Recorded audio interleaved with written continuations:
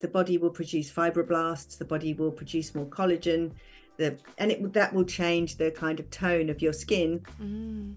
Just by kind of upregulating those proteins, you know, you get a more youthful appearance. Yeah. So you're right. Yeah. For anti-aging from a cosmetic point of view, which I think it's so interesting, and I'm just can't wait until they switch the AIs on that are going to gather all the data and spit out the results. Because I was saying to my friend, I wonder if all these people who are using these face masks are not going to get Alzheimer's. Because like I said, that nothing is in isolation. Just because you're using a mask to stop your crow's feet, the light's still getting into your to the brain blood. Yeah. It's still affecting your cells. Wow. It's affecting your whole body. Welcome back to Reconditioned with Lauren Vaknin. Thank you for being here in my, not mine, I don't own it, but this incredible new studio. And we're going to be doing all video now. So that's super exciting. We've also got a load of exciting stuff coming up. We've heard your feedback about different ways to work with me and different things that we can do moving forward. So I can't tell you any of it right now, but so much exciting stuff coming up that if you are subscribed to my mailing list, you will be updated on it. If you're not, go to my website, just press subscribe at the top of the website and make sure you're on my mailing list, and you will hear all about that. And also I send really fun full moon newsletters out every month, which people love, with lots of recommendations and wellness tips and a whole bunch of other fun stuff. So make sure you are there. This episode that I've just recorded was with Sarah Turner, who I was introduced to by my friend Kristen Weitzel, who has been on this podcast before. She is the world's leading biohacker. She introduced me to Sarah, said, you have to speak to Sarah. She is the resource on and the authority on red light therapy or photobiomodulation. And I am a huge red light therapy fan. I've been using it, I guess, unknowingly for about 18 years when I bought my first red lamp for the arthritis pain in my knees and my jaw. And I was using it, just kind of this red lamp, and I have no idea what the quality was of that at the time. But I since then upgraded my systems. I now have a full body panel, and I'm going to put all the details of everything we speak about in the show notes, so make sure to head there.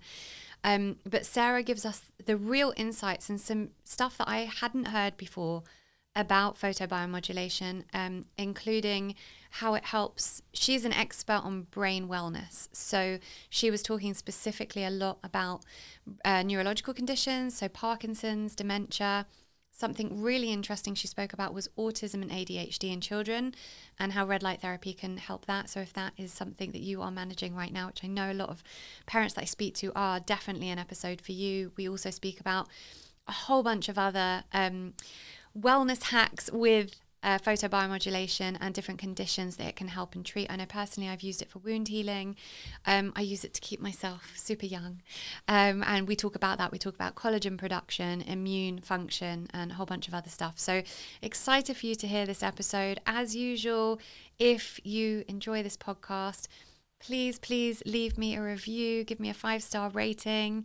It helps us to reach more people. And the whole point of this podcast is to be a one-stop shop, a hub for all things wellness and growth, not just niche subjects within that. That's what I needed when I was going through my healing journey. So I want to help this podcast reach as many people as possible. Thank you for being here. I appreciate you. The advice I get asked for probably more than anything else is supplements. Where do I get my high quality supplements? I am so particular about my supplements, and I research every single ingredient right down to what the capsule shell is made of, which is why my clients trust my recommendations so much. Now, because I'm super picky, I get all my supplements from AMRITA Nutrition, and I found them about a decade ago because they were the only UK stockist to stock Seeking Health products, which were developed specifically for MTHFR. And I've stayed with them ever since because they literally stock the absolute highest quality brands from all over the world, like Moss Nutrition, Quicksilver, Apex, and so many others that I love. And I know that anything I get from them is going to be the utmost highest quality. They also offer personal support at every stage from their customer care team and in-house nutritional practitioners. So you can order using practitioner invite code Lauren, which will get you 10% off all supplements, which will be applied to every order once you've set up an account. And you can also create your own protocols once you've set up an account, which is pretty cool. And I've gone ahead and created a collection of all my favorite supplements with Amrita, which you can find in the show notes or on my website. Otherwise, just visit amritanutrition.co.uk and don't forget to use code Lauren for 10% off. Thank you so much to Amrita for supporting our mission here at Reconditioned. I would love to know how you got into red light therapy and why your particular interest is there. I got into red light therapy. Well, first of all, I got into water, structured water, and using light to structure water. And I was living in California at the time, and I was sort of involved in the biohacking movement there, which was just about starting. And I was making a movie actually called Supercharged Movie, about how you structure water. And I went to see Dr. Jerry Pollock, who was using light, and he was finding you could structure water.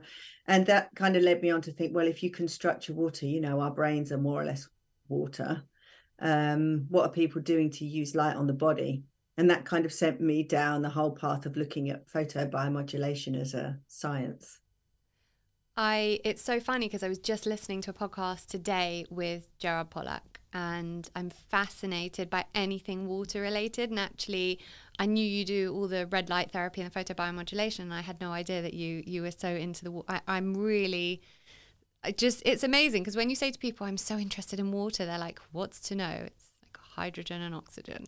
No, there is. So maybe we can talk about that in a bit. Sure. The first thing I usually ask my guests is, what have you done so far today to support your wellness? Well, actually, I've just started doing weights very, very recently, and I've got a personal trainer. So this morning I was up 6:30, walking in the sunrise to the gym. Wow. And lifting some weights. So that's new to me, and it was actually, I loved it. And there was so much stuff I didn't know, you know, I was doing it all wrong apparently. So, you know, that's what I've done today. I've been out walking in the sunshine too. It's a lovely day down here in Bournemouth. So. It's a lovely day in London. It's funny because I think we, like during the 80s and, you know, the early 90s, it was all about aerobics and cardio, and we're learning so much more now about the need for us to be lifting weights, and especially the older we get. And and I know our mutual friend Kristen Whitesell, who I have an episode here on the podcast with, she's, and actually that's a great episode for anyone to listen back to who's listening to this now, because something I found fascinating that she taught me was that the different times of our cycle, our feminine cycle, is when we should lift weights differently. And I found that completely fascinating. So I've implemented that into my work now. So I love that you're doing weights. I think we should all be doing weights.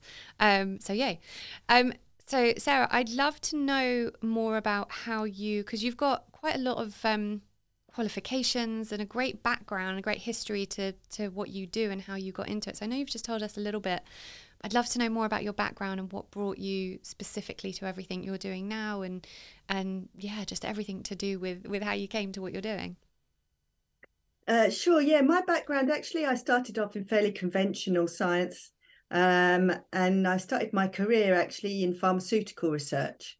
So I was a research scientist at GlaxoSmithKline.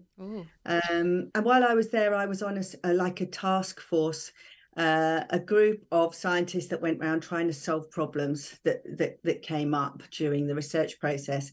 And one of the problems they had was with one of their asthma inhalers, in that it was depositing in the wrong sections of the lung.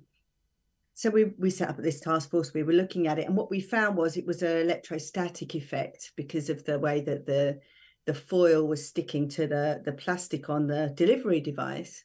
And I did a lot of experiments where they kind of grounded me. They put me in a lab coat with silver threads and rubber boots and all different things. And it was very interesting because basically the electrostatic that you build up in your body will affect, especially like this was dry powders, but what you're taking into your lungs. And the upshot of that was they developed a different kind of foil. But the upshot for me was getting an understanding of, okay, it's actually the environment in your body that's having the effect.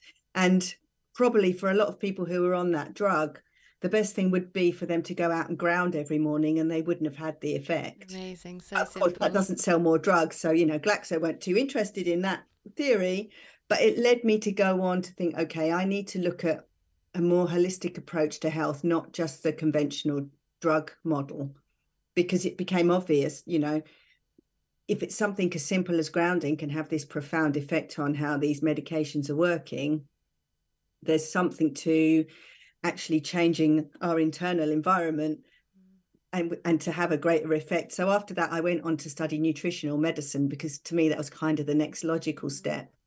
But nutritional therapy, I did do it for a little while, but I found, again, it didn't really get me the results, because, again, it's just one piece of the puzzle. And a lot of what goes on with people is mind-based. So then I went on to study neuroscience, clinical neuroscience. And from there, I started doing research into more alternative or fringe therapies, if you'd like to call it that. And it's a shame that they're still called alternative or fringe, isn't it? Yes. Well, some of what I was doing was pretty fringe. Some of what I was doing was things like looking at consciousness and can you influence machines or random event generators in machines by the power of your consciousness, or even just by fields that we may be unconsciously emitting. I don't think that's fringe. And actually, it's coming, we're beginning to be able to measure energy frequency. And I think that it's definitely becoming less fringe now. But if you think about it, everything in the universe has a vibrational structure. So that shouldn't be fringe at all, should it? Consciousness is everything. And I think you've hit the nail on the head. It's whether really science, is what you can measure. Right. If you can measure it, it's science. If you can't measure it, then it's not science. Well, of course, that's not really true, because we're just at the limits of our measurement where we're at right now. I'm sure in years to come, we will be able to measure some of these subtle fields that are coming from the body, and then it will move into mainstream medicine. But right now, we can measure some things and not others. That's just where we're at. Yeah. So obviously your area of expertise now is red light therapy or photobiomodulation. It's one of the things that I really wanted to talk to you about. So, and I'm obsessed with red light therapy. I have a red light panel at home. I used to have a lamp, and then I upgraded to like a portable system, and now we've got like a full body panel. And I'll put the details for that in the show notes so people can check that out. What is photobiomodulation? Yeah, so it's a long word, photobiomodulation. It's a bit of a mouthful, but if you break it down, it's just photo meaning light, bio for biology, and modulation in that you can change something that's happening in your body through the application of light. So photobiomodulation, the term, has replaced terms like low-level laser therapy or cold laser therapy, mainly because of the development of LEDs, light-emitting diodes, that are used in a lot of these home devices now. So the term photobiomodulation covers anything from laser therapy to LED therapy, like the panels, and it's anything that has a positive effect on your biology, or just a modulating effect on your biology. So red light therapy is just using light in a very specific wavelength. So kind of know that light comes in all different colors. If you have a prism, you can break light down depending on the wavelength. So red light is in the longer wavelength of the visible spectrum. And then we also in red light therapy use near infrared light, which is, again, it's slightly longer still, so we can't detect it with our eyes, but it's close to red on that spectrum. So it's using red and near infrared light to mainly have a healing effect. And initially, when it was first discovered, it was discovered for wound healing.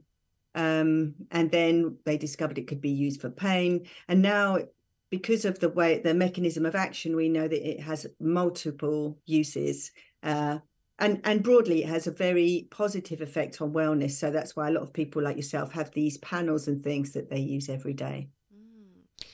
And before, because I know that obviously it treats so many different conditions, not just wound healing, although it is amazing for wound healing. Before we go into all those conditions, because I'd love to kind of go into some of them individually as well, what's the difference between red and near infrared? Because I know the machine I have has the option for both. And I'd love for our listeners to understand really the difference. Sure. So yeah, really, when we talk about colors, we are talking about wavelength. So red light has a wavelength of around 600 to 700 nanometers. Near infrared is a little bit longer wavelength, so 700 to 1200 nanometers. Because the longer wavelength goes deeper into the body, they have different functions physiological, the red and near infrared light, because red light is fairly superficial. So it's used for skin and just targeting the blood vessels just under the skin. And then the near infrared light can penetrate deeper into the body. So then that can be used for applications like brain or muscles or joints. But actually, the target receptor in the body is the same. It's the mitochondria within the cells. Or actually, there are, we now know there are free-floating mitochondria in the blood. But basically, mitochondria is where our bodies produce energy. So both red and near infrared light will be taken up by that same light receptor, but near infrared light will penetrate deeper into the body. So that's why a lot of these devices have both red and near infrared, because then you're treating the surface and you're also getting a little bit deeper and treating the kind of musculature too. Something that has always been a bit of a challenge for me, and I know it is to most people I speak to, is fitting in the time for all the spiritual and self-development practices I want to do.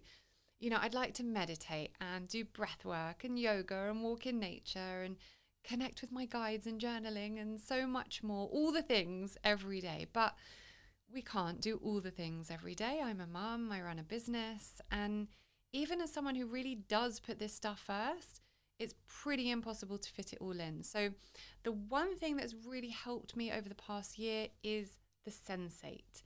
It is a piece of health tech that fits in the palm of your hand, and it basically sends infrasonic waves through the chest to activate the vagus nerve and calm the autonomic nervous system. And you use it while playing the specially composed audio within the app. It's actually pretty genius. And honestly, at the moment, with my days being more full on than they've ever been, using the SENSATE is really the one thing that I know will work on so many aspects of my well-being at once. So even if I haven't had time to do any other practices during the day, I lie down at night and I use the SENSATE for 10 to 20 minutes before I sleep. And it reduces cortisol levels. It calms my brainwave states. It gives me great optimized sleep. It calms anxiety. And because of how it activates the vagus nerve, it deepens my meditation. So I can kind of do all that in one go. And I also take it everywhere with me. So if I've got 10 minutes in the car while I'm waiting for the school gates to open, I can just do it then without the pressure of knowing that meditation would be a bit challenging when I'm probably in heightened brainwave states at that point. So for me, generally, it's been pretty life-changing. And if what I spoke about resonates with you at all, you can get £30 off the SENSATE by visiting getsensate.com and using code Lauren30. That's GETSENSATE.com, Lauren30. Thank you so much to SENSATE for supporting our mission here at Reconditioned. And is it advisable to have both of them on the same, so kind of have both of them going at the same time, like the red and the near infrared, if you're treating, if you're doing it for your immune system or for something specific, just to have them both on at the same time, or to choose one or the other? It's probably better to have both on at the same time, just to Good, kind because of that's what I do. So I was just making sure that I'm doing the right thing. Yeah, I mean, there probably are different light receivers. I mean, our bodies have evolved under sunlight, so this is why our bodies are totally covered in photoreceptors or light receptors. And actually, our blood is a light receiver, water is a light receiver. This little tiny organelle that I just mentioned, the mitochondria, is a light receiver. So if you're using different wavelengths of light. If you're using red and near infrared at the same time, you're probably maximizing the amount of light that your body's getting, because you're covering all the different photo receivers that there may be in the body. Amazing. And also you're getting the surface and a little bit deeper too.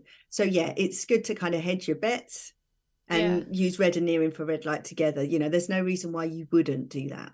Good. Okay, good to know. Yeah, you're kind of covering all bases. Yes. Getting it all done. Stacking your hacks, as I call it. So I am on the red light while I am doing my meditation with my mala beads. That's why I stack my hacks in that way, like in the same way that I used to have the red light on me when I had the lamp while I was on my acupressure mat at night. So I'm always trying to do like more than one wellness thing at once. Because there's not enough time to do them all in the day, obviously. I know, I was going to say there's so much to do, you know, if you don't combine these things, you know, that's what you do all day and we'd never have time to work. So yes. Yeah, and the biohackers call it stacking your hacks. So I think that's a great term, isn't it? So what I'd like to go into is actually, firstly, you were talking about us having these light receptors on our bodies because we've evolved under the sun.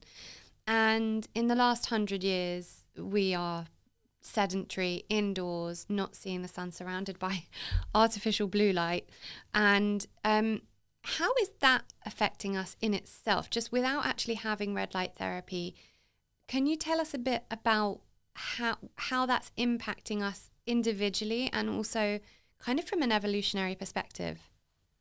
Yeah, I mean, this whole thing about circadian biology is also very interesting. And I think what happened with the advent of the light bulb, for example, you know, we all became very, very excited as a species about this kind of opportunity that we had to do things that we could never do before, because we basically had like 200,000 years of evolution without being able to have light or artificial lights, really, you know, apart from fires and candles, to going to be able to be illuminated and do things any time of day or night. So really the science of circadian biology is only just starting to come into its own as people start to think, okay, there are a lot of things that have happened since the advent of electricity, for example, obesity epidemics, you know, certain chronic diseases coming to the fore. You know, perhaps this kind of change in the way that we are responding to light, or not even light, just other signals from the environment, like you say, just being indoors all the time. Now people are starting to look at the impact of that. And actually, I think it's quite profound. And we're only really beginning to discover things like the clock gene, you know, how our body actually has this internal clock. I mean, that the Nobel Prize was given for that, I believe, in 2019. Oh, was it? So, you know, that's how recent it is that we've actually got an understanding of what's going on. But yeah, we, like I say, we are diurnal mammals. We are mammals that are meant to be asleep in the night and up doing our thing during the day. Yeah. The cues to our body for that is sunrise and sunset. So historically, you know, our ancestors would have been having their day around those cues. You know, at sunrise, because of the angle of the sun on the earth at that time, you get predominantly red light. So you get red and near infrared light, and you would see that through your eyes, and your eyes contain certain receptors, intrinsically photosensitive neuroganglia cells. You know, these, again, this is something that's only recently been discovered, that we have these very specific cells within our eyes that respond to these light cues. But we see the red light, and that sets up a whole cascade of reactions that happens in our body, hormone production, all kinds of things to do with our endocrine system. If we don't do that, we miss out on all of those cues. And that potentially has big implications for our health later on, has big implications for sleep. Yeah. And then, of course, in the daytime, we're meant to be seeing a blue sky. We're meant to be getting UV light. We're meant to be making vitamin D through our skin. We're also meant to be producing dopamine. We're meant to be doing all the things to do with foraging, looking for a mate, nesting, you know, all of those things that mammals would do in the middle of the day. However, we're now giving our bodies that blue light through our screens, through our phones, through our tablets. It's not really something that, you know, if you're looking at a blue screen at midnight, you're kind of telling your body it's the middle of the day. And then what do you do in the middle of the day as a mammal? You go and forage for food. So it's no wonder people are kind of going to their fridges and looking for carbohydrates at midnight if they're looking at their screens. Wakes up the metabolism and everything. Yeah. Everything is because your body contains little clocks that kind of tell your body what it needs to do at a certain day. Your liver does different things at different days. Your heart does different things. They're now finding that if you go to hospital, because hospitals are somewhere where, you know, your routines are set out and people are recording things, the time of day that you're given your drugs can have a massive effect for when you're discharged from hospital. Because if you give your body a drug at a time when your liver isn't functioning or it isn't doing a certain task, the drug is metabolized in a different way. So this whole thing about biological clocks and making sure that we entrain our clocks with, you know, the big clock in the sky, that the sun, or, you know, or Earth's magnetic fields, potentially it's huge. And I think this is going to be something that we're going to find out pretty soon. You know, people are going to start to be looking at this whole field of chronobiology, or the timing of things, as well as circadian biology and how our bodies are set to these different cycles. I agree. I think it's a massive thing that we're getting into. I know I've been talking about EMFs in terms of how that affects the mitochondria and blue light for quite a while. I am massive on, I'm guessing you are too, on like blue blocking glasses after dark. I actually did a story on my Instagram about it the other day. I was working, I've got a lot on at the moment, so I was working late and I was like, listen, I don't have a choice right now because I'm just juggling everything. So I have to work late tonight. But here's how I optimize that. And I had my blue blockers on. I've got blue light free lighting in my house. So that was one thing. I always laugh that like people go, you're so high maintenance. I'm like, I got secondhand couches so that there was no more, I didn't have to suffer the off gassing. But I spend the money on blue light free lighting for the whole house. So they have different settings. So at night we just have the full orange one on. People walk into the house, they find it super trippy because they're like, why is your house so orange if it's at night, you know? But when I'm working, I like anyone who would walk into my room, like, what in my office? But I'm really big on that at night. If I'm working after dark, blue blocking glasses, I'm standing at my standing desk, standing on my grounding mat. I'm just saying this because I think for anyone listening who's starting to understand the impact and the implications of the high levels of blue light that we're exposing ourselves to, but there are ways to mitigate it. And I think putting those practices in place is hugely important for our future health. So I'm really glad you brought that up. So let's go into the kind of conditions that red light therapy can treat. I'd love you to just tell me all the conditions that you've heard of, and then I've got a couple that I really would like to kind of get granular on. So I'm going to first of all tell you how it works, because the thing is, you know, you can start listing off these conditions and then it becomes a bit like a panacea, like, okay, it's good for everything. But if you understand what it's actually doing, then it makes more sense of why it has an effect on all of these very diverse conditions. Because as I said, red light is received by the body. So red light is an electromagnetic wave, right? So in order for us to be able to do something with that electromagnetic wave, we have to convert it into energy that's used in our body. And the way that our bodies make energy that we use for daily life is through the mitochondria, and it's through a chemical energy. We use chemical energy. It's called ATP. So it's a molecule that we use, and then our body can use that for energy. So light enters the body and it's received by the mitochondria. And this light then enables the mitochondria to produce more of this chemical molecule ATP. It also releases a very small local nitric oxide, which allows dilation of the blood vessels in the area. So you get greater blood flow, you get removal of toxins, and you also get oxygen being delivered to the area. And doesn't nitric oxide make us happier as well? It's like the part of the do you know, the whole thing about nitric molecule. Oxide is very interesting, because I've had all these talks with experts, because whether or not it's nitric oxide that can kind of get to the brain, or whether it's just a very, very local burst of nitric oxide, I from what I understand from the scientists who are working on this, it's a very local burst. So it's not like nitric oxide that's just going to get to your brain and make you happy. Okay. But nitric oxide is an amazing molecule that does all kinds of things in the body. Yeah. And it has a very interesting effect on our immune system. And a lot of nitric oxide, this is just a bit of as an aside, is produced in the mouth by certain bacteria.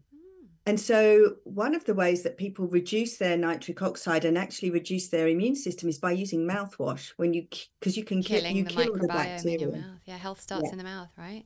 But what I found is, to take it back to what we were talking about, energy and consciousness, Dr. Christiane Northrup taught me that when you are experiencing pleasure and joy, you release nitric oxide into the bioenergetic field around you. Oh, So right. I would think, and this is just my woo-woo brain kind of going on tangents, that if the red light therapy is increasing the nitric oxide even locally in my body, I then have more nitric oxide in my energetic field to release out into the environment to help other people feel happy and enjoy that positive energy in my bioenergetic field.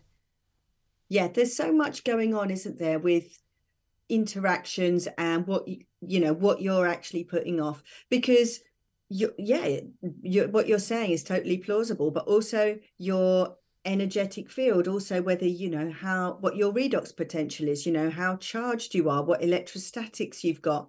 Actually, the body also releases light. The body actually releases biophotons, and this is the work of Fritz Albert Popp. I was actually lucky enough to go to his lab. He started off looking at plants, but he ended up like putting humans in these very, very dark rooms and using a photomultiplier. And yeah, we actually release light. Wow. So there's so much that's coming from our bodies that we're potentially putting out into the space around us that we're not aware of. Yeah, like when Dr. Zach Bush talks about, during COVID, he was talking about how detrimental it is for us not to be hugging each other, because when you hug, and he spoke about this in relation to light, and I'm totally like ad-libbing and I'm going to get it all wrong, but he said when you hug someone, we take in light from the sun, which benefits us in many ways, and obviously, and when we hug someone, we're giving them our sun, and then that energizes their cells, and he said it's so detrimental for the whole of the human race to have a period of time when no one was hugging. Yeah, we are pack animals. We are meant to live in groups. We're meant to live in tribes. We're not meant to be isolated. I am totally there too. I mean, also oxytocin, you release oxytocin, with touch. Yeah. That there's so many things. This is probably one of the fundamentals of biohacking, is to try and live a life which is kind of more aligned with the beings that we have evolved to be. We've evolved to be outdoor pack animals, living together under the sun on bare ground. And the more we take ourselves away from that, the more we kind of confront these chronic illnesses and depression and all kinds of other things. Yeah, absolutely. I know a friend of mine who was interviewing Zach Bush. She said he gives everyone I can't remember if it was 20 seconds or a minute, but everyone he meets, he gives them a hug for exactly that amount of time. Even 20 seconds, if you think about hugging, it's a long time. And she says he was meeting loads of people in this thing that they were in, and every person he gave them a hug for that amount of time. Yeah. Isn't that amazing? That is amazing, but very awkward for English people. Do you know, when I went to California, so true. I had to get used to that. It's like, oh God, can we not just come in with a handshake? But yes, that's I love that. Why not? A lot of oxytocin given out there for sure. Yeah. So let's go back. You were talking about how it's actually working. Yeah. So that's how I wanted to preface, you're going to ask me about different conditions, because if you think about that you're giving the body the energy that it needs to heal itself, it doesn't really matter what condition that we're talking about. We could kind of list off every different condition, but if that condition comes down to needing more energy, more oxygen, better blood flow, then red light's going to help with that. So there are really not that many conditions that don't fulfill that criteria. It's interesting because I heard something, and being an expert on light as you are, you might be able to give some insight onto this, is that mitochondria actually work in shifts. So different parts of the body, the mitochondria is working at different times. So actually for different conditions, it would be advisable to do it at different times in the day. And I'd never heard that. So I wonder what you think about that. I hadn't heard about that. I mean, there are certainly papers to show that different organs are active at different times of the day. So whether by active that means that their mitochondria are working differently at different times of the day, I would love to see if someone's got a map of that, of the body, of when the mitochondria are active and when they're not. But also mitochondria, we now know that they're free floating in the body, that they're not just contained within cells, they can be. And also they can migrate to an area where there's a wound, or, you know, there's something going on where you need more energy to deal with it. So, yeah, it's very interesting that, yeah, the different organs could be doing different things at different times of day. To my knowledge, and I would love to be corrected on this, I don't know that we've got a map right now to say, okay, it's liver time at 2 o'clock. Right. It's, you know, it's leg time at 3 o'clock. I certainly haven't got that, but I think we probably will have in the future. And I think, yeah, you could maybe look at one of these circadian clocks to see when different organs are having different effects. But also the body is a connected system, you know, so kind of trying to isolate one organ and saying you're targeting that, again, it's a little bit reductionist, because the body is systems within systems within systems. Everything is connected. You know, the body isn't just doing one thing at a time. So I think it would be difficult to try and isolate one body part and target it, you know. Yeah, that also makes a lot of sense. I just heard it and I thought it was interesting, because I'd never heard the words mitochondria work in shifts. So I thought, well, that's interesting. So what conditions, and I know I need to do the whole disclaimer thing. We're not, you know, telling people that we can cure blah, blah, blah, blah, blah with red light. So that disclaimer is already out there. But what conditions have you personally seen, or that you know have been helped drastically using photobiomodulation? Well, I'm a little bit brain obsessed. So I have really personally myself only really so much worked on brain health. And that's something I have seen firsthand. I was involved in a study on Parkinson's disease, for example, in the States. And I was involved in data collection on that trial. And it was a double-blind, placebo-controlled trial. But, you know, towards the end of the data collection, it became very obvious which of the subjects had the active treatment, because they were changing, they were able to function better, their gait was improving. It was a bit of a bumpy ride, you know. It's not like these people had Parkinson's and then they didn't, you know. Actually, some of the people became a little bit more aggressive, a little bit more angry, you know, different things came up for people, but it was very obvious that it was having an effect. So that's my direct experience. I've also been involved in some very small studies of people who've got delayed onset muscle soreness, or various sports injuries. I did some studies looking at that. Obviously, there's so much stuff in the literature. The FDA have approved red light therapy for pain relief, for wound healing, for improved microcirculation, neuropathic pain. So there's some of the things. There's here in England, where we are in the UK, there's very little red light within the NHS, but actually James Carroll of Thor Laser has managed to do some studies which mean that it is used within the NHS for complications of throat cancer treatments. So like all of the people who have throat cancer and mouth cancer and things, they end up with some very nasty lesions and wounds and things that happen in their throats and mouths. And actually now that is a treatment that is given, and it's, you know, it's amazing and has helped a lot of people with that kind of issue. Yeah, I met James a while back, and he's I mean, amazing guy, and his red light system is another level. He does a lot to further the credibility and the research in the industry. Doesn't he put something like £1 million into research or something? He puts a lot of time and effort and money into forwarding the science. And like I say, to actually get it approved in the NHS, that's not a small thing. You know, that's a big deal. So yeah, he does a lot of stuff for the industry. Yeah. What about treating cancer and, you know, the big things that people are trying to treat with? I also want to preface that I am a massive believer in, I mean, it's one of my, my top ethos is I don't believe that any one thing ever works in isolation. Like, I think the body needs lots of different things, and especially if the body is crying out with dis-ease, we need, you know, nutrition, and we need the whole range of other stuff. We need trauma therapy. We need to sort out, you know, what's going on emotionally. There's a whole range of things we could do. So I just want to preface that by saying, obviously, I don't believe that red light on its own, if you're out eating McDonald's every day, is going to cure cancer.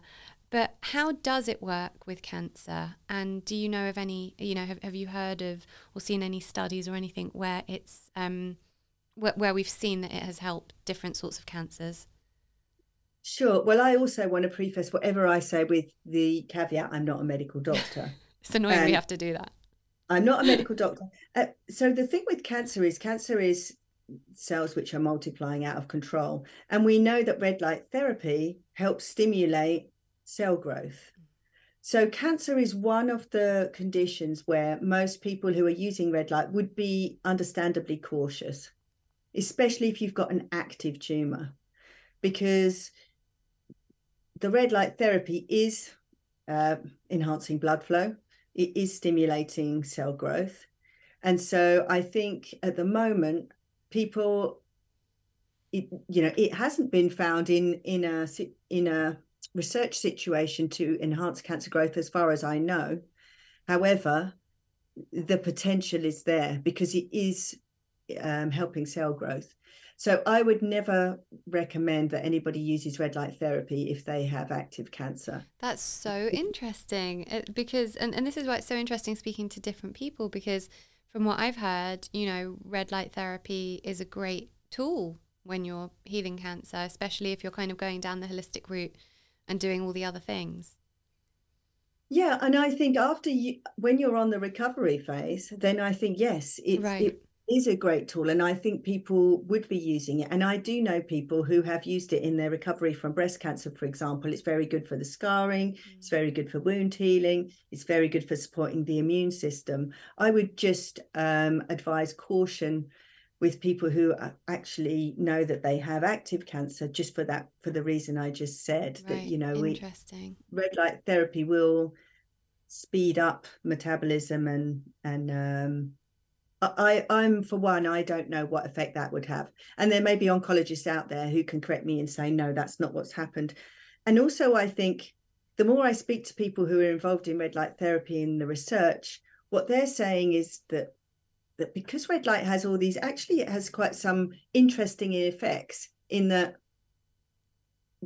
it causes the body to go back into homeostasis. So it seems, you know, if you have too much of something, it helps brings it down. But if you don't have enough, it helps brings it up. Right. Well, the only explanation for that is that it's actually aiding the body itself to correct balances by giving it enough energy to do that.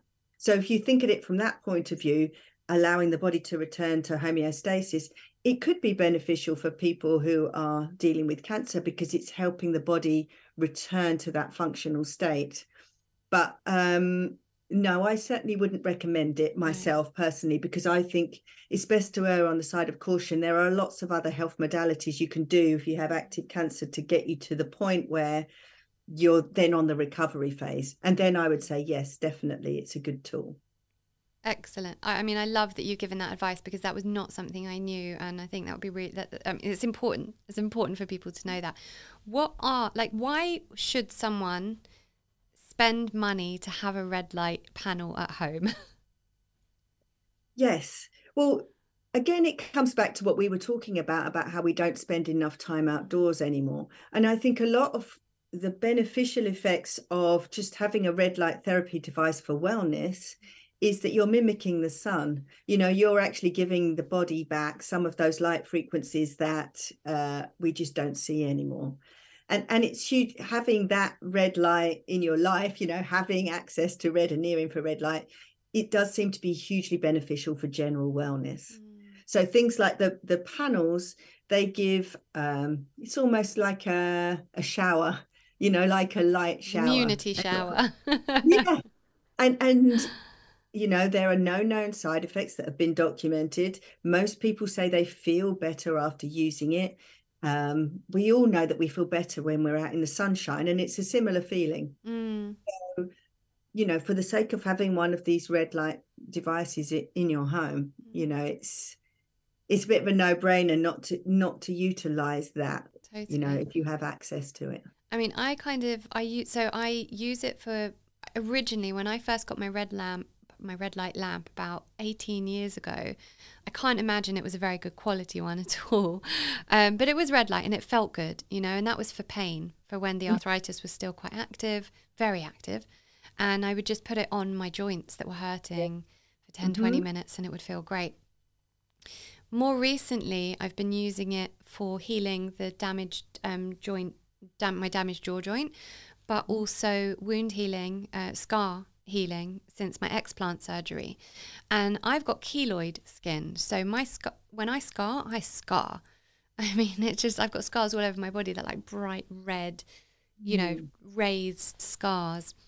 And yet the scars on my breasts that was only done, 8 months ago, 7 months ago, are doing really well. So I definitely think for scars.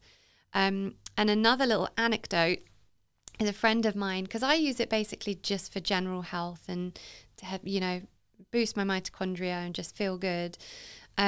But a friend of mine had this ongoing cough and she was going on holiday and she said, I need to come and use your red light every day because I don't know what else to do. Like, she's really healthy, really kind of like in my holistic community. It's like, I'm just going to come and use it every day before I go away. And she did. And it helped her cough so much. So how does that work? Literally because of the mitochondria, right? Yeah, I think a lot of it is you're giving the body the energy it needs to heal. Yeah. I think it's as simple as that for a lot of these things. You know, the body will do its own thing if it's got energy and time. The resources it needs. The body is a self-healing machine. It wants to return to homeostasis. It's constantly doing things to try and return to balance. So, you know, you just need to give yourself, you know, good food, good water, good light, and really the body is doing the rest. Yeah, absolutely.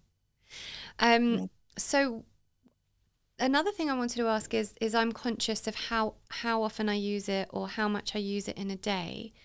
Do you know what? I've missed out a very important question. A lot of my audience are very interested in natural, non-invasive anti-aging.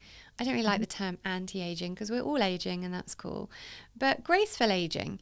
So, and I know that it boosts collagen production a lot, right? Red light therapy boosts collagen production. How does it do it, and how would we use the red light for that specifically?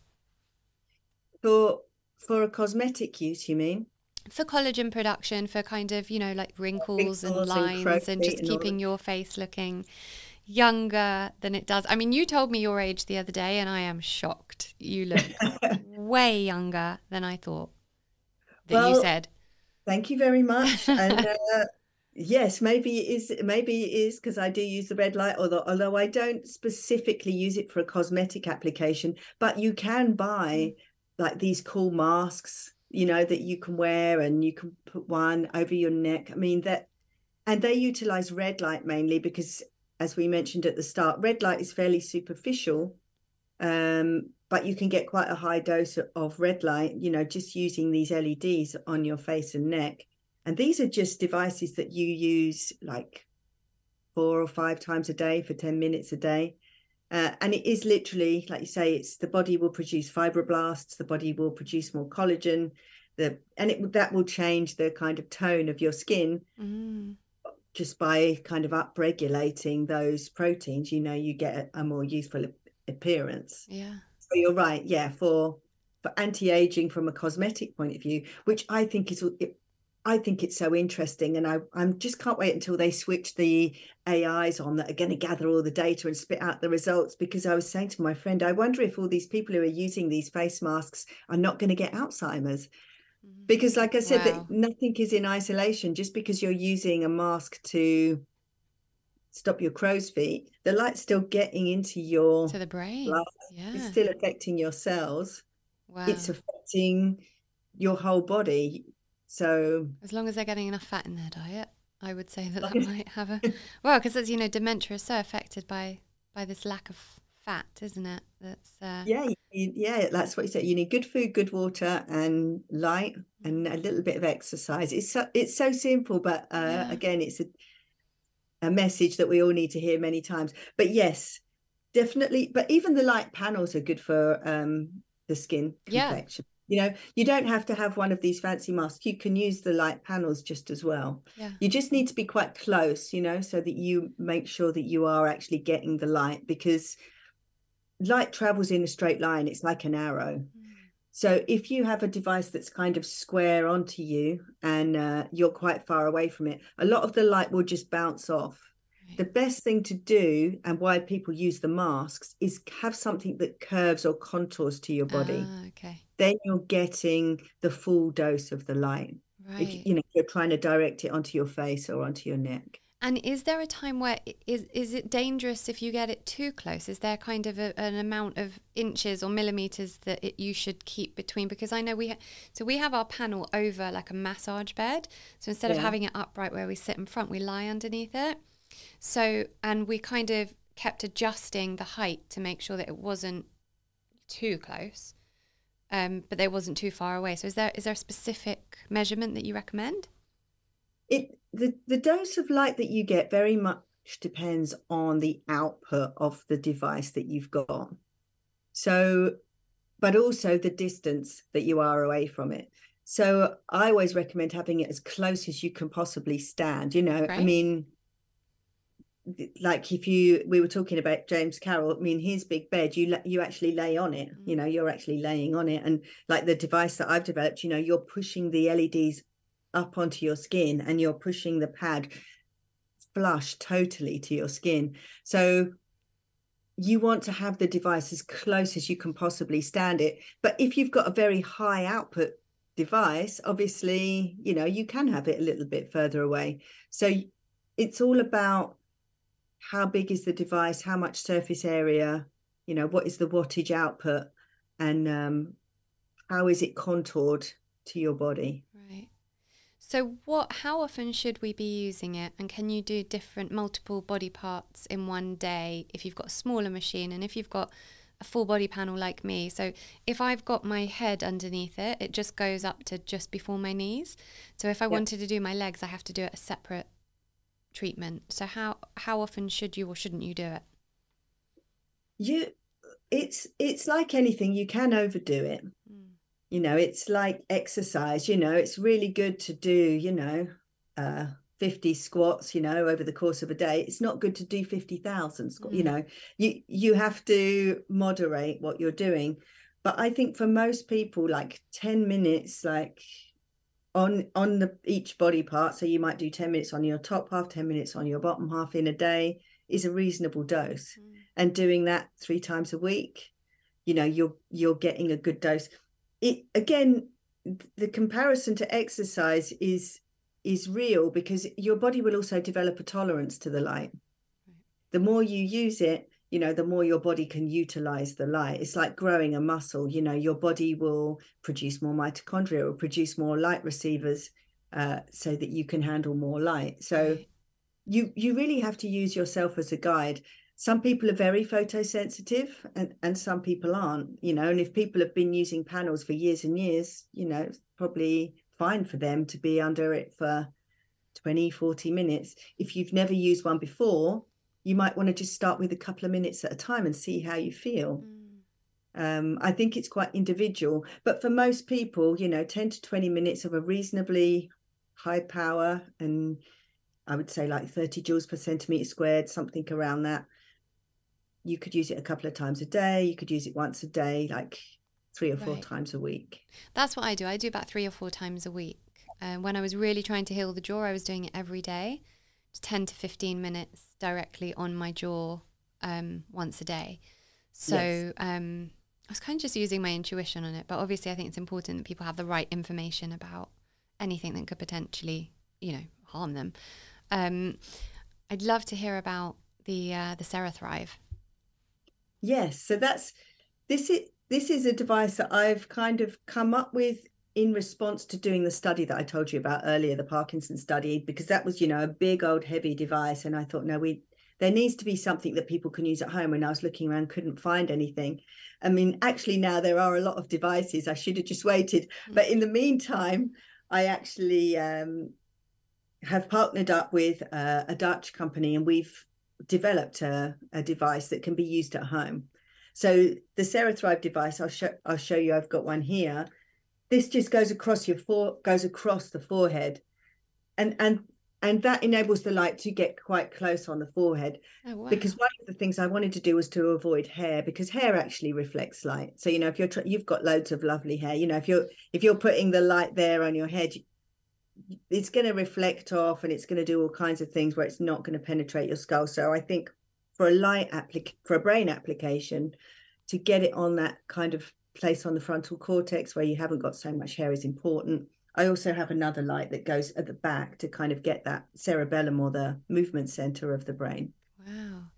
So this is very specifically developed for brain health.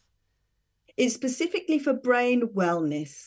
It's we can't say health because at the moment there isn't a brain health category, because there's just not enough clinical data yet. So I will put it out there for people to say, this isn't something that is going to be recommended by a doctor or the FDA or the regulations. Don't worry, none of the things we speak about on this podcast ever are.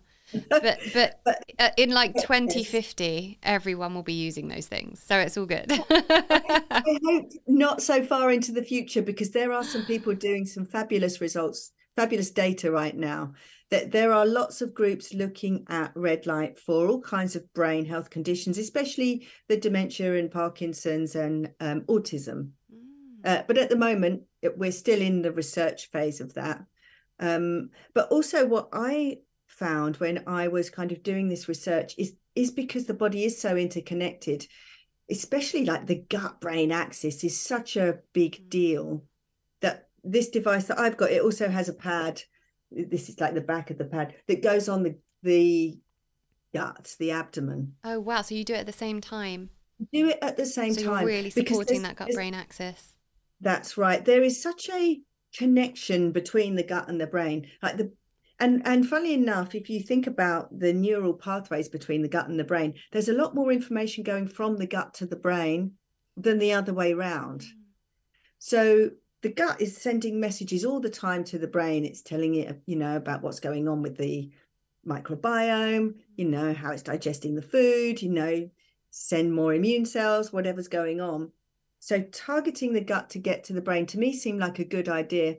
And also, you haven't got to get through the barrier of the skull. You have got a direct way to get into the body with the gut. So yeah, this is a Sera system. It's a system of devices where you're targeting the brain, because, we do want to try and get light onto the cortex if we can, but you're also targeting the gut. So you're getting all of those messages that are going from the gut to the brain as well. Amazing. You just mentioned autism. I know a lot of people find that very interesting, autism and ADHD. Would you recommend children with autism or ADHD having some red light treatment? Would it help? Yeah. Yeah. I think that there is pretty conclusive evidence now for autistic spectrum illnesses that they do respond. And actually there is a company, and I'm afraid I might pronounce the name wrong, but I think it's Jellica Light. We can maybe make sure we get it right in your notes. Right, yeah. But that's a company where they look like they may actually get a medical classification for autism, because they're doing some really good research using red and near infrared light for children specifically with autism. But autism, we've known for such a long time, is connected to the gut too. I mean, who wrote that fabulous book years and years ago? Was it Natasha McBride? She wrote a book a long time ago talking about how what you eat and how your gut ferments food, how that relates very directly to the symptoms of autism. So we've known for a long time the gut-brain connection there. And I know that there are parents watching this now or listening to this now, because my son doesn't have autism. He has some sensory things, but thinking, but I can't get my autistic child to eat those healthy foods. And that's the challenge. But I think, you know, there are things we can try along the way, like homeopathy, I know helps to get that kind of start the healing process there, so that the child starts eating more food. But that's a whole nother podcast episode on its own. Oh, another episode. And I would highly recommend that book. I think it is Natasha McBride, because she tells you how the body is actually fermenting carbohydrates, you know, and making acetaldehydes and all kinds of things. And so maybe it's just a case of trying to switch up some of the things if you have a very picky child, you know, there are some things which, you know, are going to be more or less detrimental. You can kind of work within, you know, the diet that you have. That's what we do. I mean, we do, I kind of choose the very best options of what it is he's eating. You know, so he doesn't do too bad at the moment. But for instance, you know, we try and stay away from sugar when he goes to parties. For instance, he has naked bars, you know, like that's his after school chocolate treat. So, you know, and everything that is, you know, that I'm cooking, even if it's like a jacket potato, it's an organic potato, or I make chips myself with organic potatoes, coconut oil, and, you know, so it's kind of finding ways to give them what they want in as healthy a way as possible. So if it's going to be chips, make the chips, or, you know, we do what we can. Yeah, you're hacking it. You're hacking around it. But there is evidence now to suggest, and this is the research I'm thinking of is not autism, but Parkinson's, because Parkinson's also has a strong gut component, where they've taken Parkinson's patients who've been given light therapy to the gut and then analyzed their stools afterwards, and have found that there is a change in the microbiome there. So this is potentially a way where you can have an effect on the microbiome without changing the diet. You're just using light to have that change. Yes. Wow. I know that's going to make a lot of parents very happy as well. And then I reckon once you start healing the microbiome, the body probably then feels happier to maybe eat different foods. I always think it's like shifting the microbiome to be a bit healthier. Then when you've made that shift and the stomach, the gut itself is a bit healthier, maybe the child or the person is happier trying different foods because the gut isn't so heavy with all this damaging microbiome. Well, that brings up a very interesting discussion about where do our cravings come from anyway? Is it us, or is it the microbiome that's shouting out for things? I mean, certainly people with candida, you know, with yeast infections, crave sugar. Now, is it because they love sugar, or is it because the candida are sending the bacteria itself needs the sugar? Yeah. So when you change like if you change the environment in the gut so that you have less candida, people tend to crave sugar a lot less. So it's not that people are sugar monsters and that they really love sugar. It's actually you're getting signals from the microbes themselves that are... The microbes want the sugar. They're the sugar monsters. They're the sugar monsters. So that could be the case. You know, it could be the case. I mean, bacteria... I mean, we're actually more bacterial cells than we are human cells, which is a crazy thought. And of course, they have their own needs and wants. So the more you get the beneficial bacteria, the more you stabilize what's going on in the gut, you know, the more you're getting the signals to your brain. And of course, that's going to change your food preferences. So I think it's like anything, everything's so interconnected. You just have to be holistic in your approach. Yeah. And just help the body to kind of maintain that balance. And then, yes, behaviors also change. This has really inspired me to get my son on the red light now. So thank you. Yeah. that's what I'm doing when I get home after. Yeah. Yeah, that's it. That's, again, this is science, you know, it's direct observation. It's trying it for yourself and then seeing if it works. This is why I call my podcast Rebel Scientist, because, you know, it's just about trying it and using yourself, or, you know, your children, using your children as your guinea pigs, but, you know, trying and seeing if it works and observing the effect. You know, there's so much we can do ourselves just by being more aware of what's going on in our own bodies, so that we can see, okay, this is working, this isn't working. You know, like people ask me a lot, how much time, you know, a lot of it is enabling yourself to have that, like, self-awareness that you can start to judge what you need for yourself. Well, we spoke about it You kindly invited me on your podcast the other day, and Right. you asked me questions about kind of knowing my body, and I said that one of my biggest, I wouldn't call it a gift, but a practice that I've developed is the interoception, the deep knowing of my body, the being able to listen to my body. And I think it's one of our greatest tools, but we don't listen to our bodies, and that's why we get sick.